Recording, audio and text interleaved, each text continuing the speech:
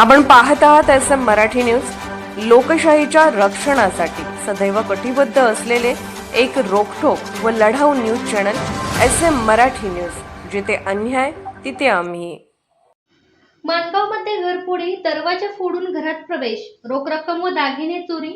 हातकणंगले तालुक्यातील विवेकानंद नगरमधील श्री कृष्णात मारुती खोत माणगाव येथे सोमवार दिनांक 4 मे 2026 रोजी दुपारी अज्ञात चोरट्यांनी घरफोडी करून रोख रक्कम व दागिने चोरून नेल्याची घटना उघडकीस आली आहे।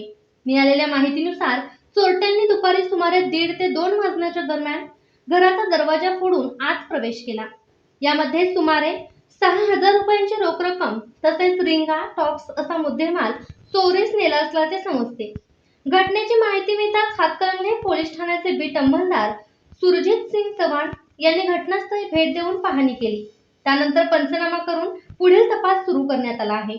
या प्रकरणाचा अधिक तपास सुरजित सिंग चव्हाण व विजय बिरगे करीत आहेत। SM मराठी न्यूज प्रतिनिधी योगेश संधी।